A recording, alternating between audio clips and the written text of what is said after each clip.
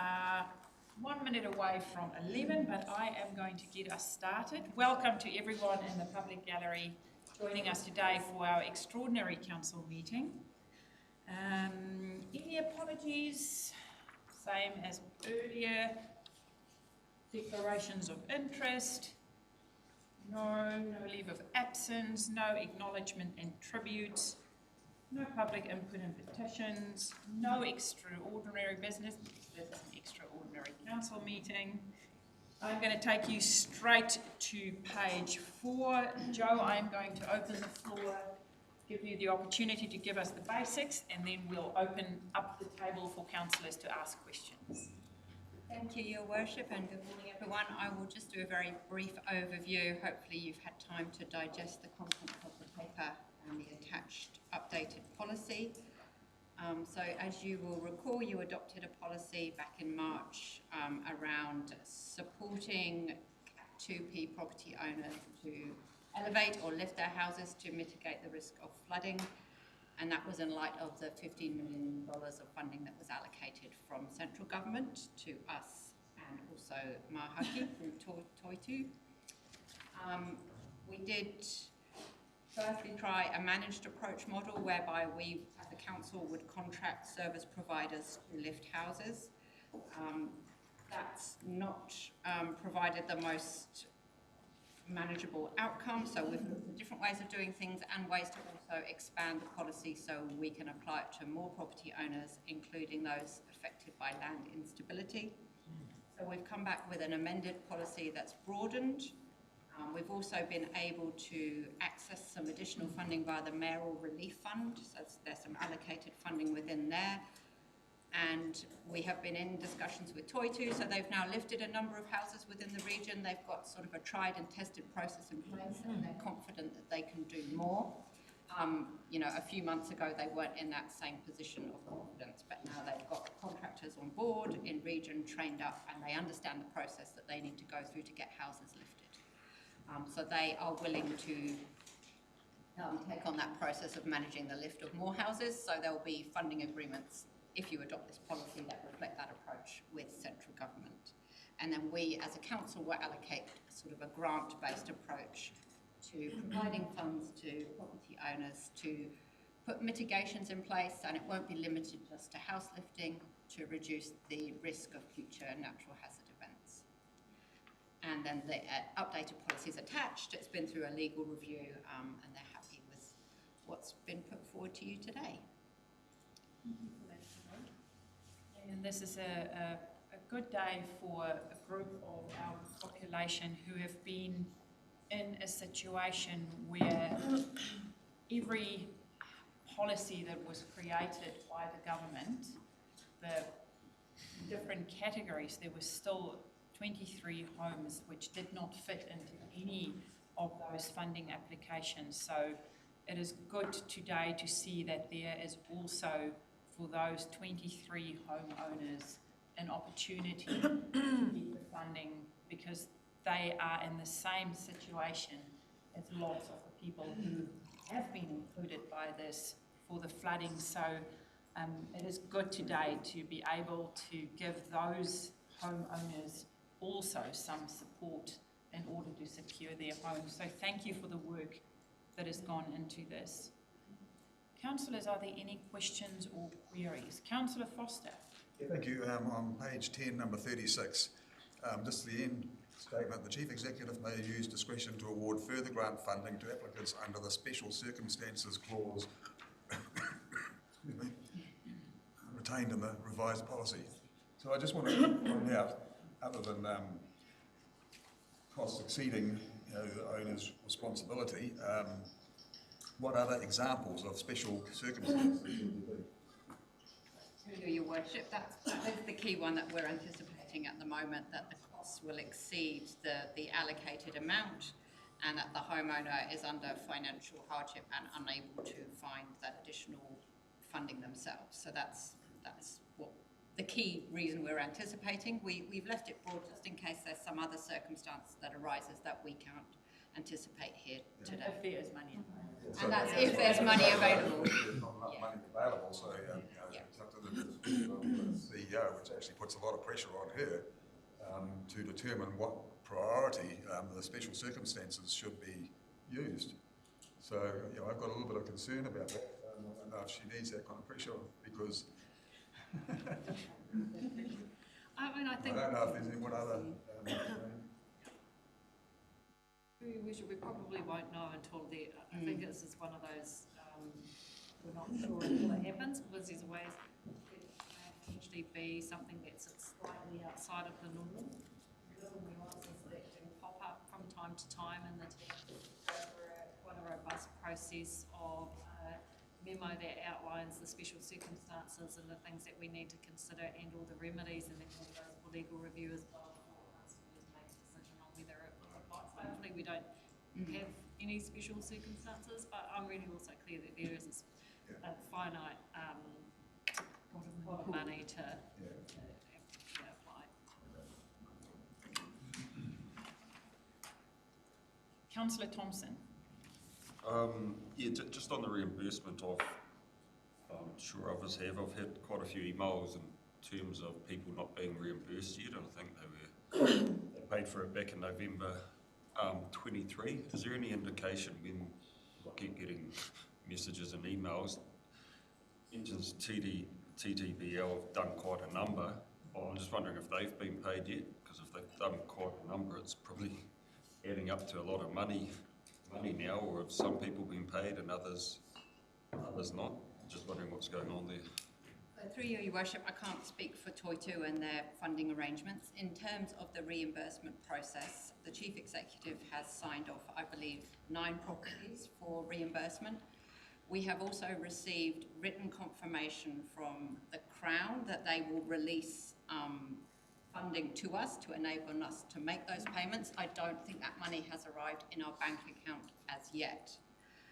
So we can't pay out the money until we've received the money, but what we are doing with those property owners is developing up a funding agreement, so as soon as the money arrives in our bank account, we can then pay it to them. Is there any rough indication I could sort of, because I said this paper's coming up today, I'll try and get some answers for you. Is there any rough indication you're likely to get, considering that they paid for it back in November 23? Through you, Your Worship, as I understand it, those discussions are underway at the moment with those 9 property owners around what the funding agreement looks like. So that's sort of imminent, weeks. Okay, no, that's good. Thank you. Councillor Parra. I just want to pick up on that point. November to almost August, that's a really long time. And I know that we don't control that as local government, we don't control that, I know it's a central government process. However, I think it's important that our constituents are aware that that's how it works, that even though announcements are made, that funding is promised, that we don't hold it straight away. And I think there's a real misunderstanding between what the region thinks or what is announced in the newspaper and what is actually happening, and that the delay can be, well, gee, that's almost a year. That's a long time. So I just wanted to note that for the purposes of the live stream, as well as for council to please try to communicate as best we can to our constituents that that is the relationship that we have between local government and central government. There's a delay and there's a disconnect. So that first. And just ka aloha to the whānau who are still going through this so many months later. My points are page 13, and that is point 8b, that an owner cannot apply to either fund more than once for the same dwelling. I'm confused about this. If an owner applies to the fund and is declined, does that mean they're unable to apply again? Like if it's on the basis that the application is incomplete or the information is not enough, if it is declined, does this mean that they cannot resubmit? Through you, Your Worship, I believe that would be considered the same application, particularly if there was a deficiency of information first time round. What it's trying to prevent is someone applying to do one type of mitigation works maybe, and then applying to do another type of, another type of mitigation works. Is it possible to have that spelled out slightly more clearly, that support will be given, like if if your application is not accepted due to insufficient information, that we would be able to develop that. Just because to me it seems a little bit unclear. Through you, Your Worship, and I should have mentioned this, apologies, there will also be some guidelines and supporting material that sets out in more detail how the policy is actually applied, so I think that will be a good place to contain that kind of detail. And just one more thing, which is page 14. Just really want to acknowledge both the GDC, our staff, and Mahaki for the work that's gone into this. The numbers of whānau being affected are huge, and I know it's not, we're looking at household numbers, so the people who are experiencing the struggle and the strife, that's way more than the numbers of houses. So just acknowledge that. But also at point 19, these timeframes may be extended or altered at any time by GDC or Te Atanga Mahaki in their sole discretion at any time. I just would suggest that there's another sentence, this will be communicated prior. I just feel like whānau who are already struggling deserve the courtesy of as much communication from both, well, we don't speak for Mahaki, but from us at the very least. Yeah, thank you. Just following on from Councillor Paraka, we have been communicating one-on-one with these, yeah. I just think for the sake of policy. Councillor Paparu, Thank you, Worship. And yeah, following on from Councillor Parata, acknowledge the obvious work that's gone in from our staff and from Te Atanga Mahaki to come up with this policy. It's quite clear in terms of where people go for Te Atanga Mahaki or GDC. I guess just clarity when we're communicating that out to people, that they understand one or the other, and so that there's no confusion from the whānau that are affected. Yeah, but it's thank you for the work that's gone into that. Councillor Telfer. Yeah, so this is about transferring the actual delivery from council to TDBL. Does this still give, I hope I haven't missed it because then I wouldn't have read my papers properly, but so does this still give people an option to use their own contractor, get the work done, and then so who then do they apply for reimbursement from? Still back to council. So people can still do it themselves, or There are now two options. You can either do it yourself and apply back to council and reimburse, or Foitu can do it and Manage the manage everything. delivery, and then they come back to So council. people just have more Well, options. Foitu have their own funding, will have their own funding agreement with the Crown. Yeah. But that gives Okay, people. so it still leaves it open for people to do, because, you know, if you're relying on one body to do all the work, this could drag on for so long, so, yeah. No, that's, I'm fine with that. Councillor Alder. Thank you. Just I've got a very vivid memory of Cyclone Bowler payout, where a lot of money was given to lots of people, and sometimes it wasn't done particularly fairly. And I think that you guys have got a really difficult job ahead to make sure that fairness is seen to be done. And I know we've got the pricing caps and everything, but still there's going to be people, someone probably out there is going to say, why did they get more than me? Anyway, I just put that out there as a... If I could ask a question around on point 44 on page 11, where it comes to the misuse of funds. So the funds that council manages, we are in charge of mismanaged, but the TTBL are in charge of their own misuse of funds. For Your Worship, yes, they'll have their own accountability and reporting arrangements with the Crown.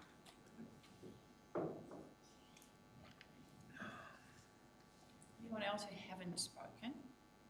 If not, Councillor Thompson. Yeah, my point's sort of following on from Colin's. You've got a house in a house, you might have a 80 square metre house, or you might have a 300 square metre house, and we've got a cap of 95k. Obviously, a square metre house is going to have 3 times as much poles, 3 times the expense. I'm just wondering are we better to be on a per square metre, like when you move a house, you're on a square metre rate? Are we better being on a per square metre rate? Because someone moving 80 square metre house might say, oh, we're allowed up to 95k, and just milk the bill to 95k. Yeah, it might cost 95k for a big house, but it's only going to cost a third of that for a small price. I'm just wondering if we should be on a square metre rate rather than a per dwelling in a dwelling. Through you, Your Worship, that would introduce a significant amount of complexity to administer, but rest assured that when the reimbursements are coming through, the team is looking at what's coming through very closely to make sure that it's fair and reasonable and there's not inflated costs. So if a house did only cost, for example, $50,000 to lift, that we can see that that's a true and relevant. I think most of the removal companies, I'll just give a quote to move the house, so then at the end of the day, I might say, oh, I up to 95k, and say, oh, sweet, we'll bump it up, type thing. I'm just wondering what things we've got in place to sort of stop that happening. So, all of us here in the region in the last 18 months have seen the extreme hurt that Category 2 and 3 homeowners have been through. I have sat with several people who have had trauma, are still experiencing the trauma, and they are extremely grateful for any support, Cat 3 and now our Cat 2, that they have received up to now. I think it would be fair to say we operate in a high trust model where there are some checks and balances in place, but we also trust the people who we've walked this journey for the last 18 months with, that they want to do the best with the money possible, because they also know it's not a stream of money that is unlimited. They do know that there's only a little bit of money available and want to make the best of it. So I also want to put in a plug for our public that has been through so much and have a little bit available now. So I personally trust that every single person who is applying for some assistance from the government and from council will do their absolute best to do it as cheap as possible, because they also know their neighbour or their friend or someone down the road who rely on that funding. So for me, that's how I look at it. There are people out there really hurting, and this is a small step that we can help them on this very tough financial, but also emotional journey. Yeah. And we do have checks and balances in place, yeah. And Toitu have their own checks and balances in place. Well, I'm very happy to move this report, seconded by Councillor Pahuru-Huriwai. The floor is still open if people want to ask. Councillor Wharehinga. I don't want to ask anything. I do agree with taking the whole trust your community position, and also trusting our staff to be alongside in regards to checks and balances, and trusting our CE in regards to maybe that extra decision-making power that she has there. One thing that I really wanted to speak to as well, which hasn't been spoken to today, is the shifting of that date to be the 31st of March 2025. That was one of the critical parts of feedback that we got post Gabriel all through last year, is that, man, these timeframes are just looming in on us. I really like the fact that there's flexibility there. It speaks to the part that Councillor Parata said around comms with whānau and kind of being able to go to whānau to be able to help remedy these things for them. So I'm like yourself, Your Worship, I'm 100% supportive in regards to this. Kia ora. Okay, moved by myself, seconded by Councillor Pahuru-Huriwai. All in favour? Aye. Contrary? Thank you, and thank you, Joe. I know your staff has had a lot to do for your negotiations with Toitu as well. I know it's been complex, but I'm really happy with where we landed today. Thank you. Okay, this brings us to the end of our extraordinary council meeting, and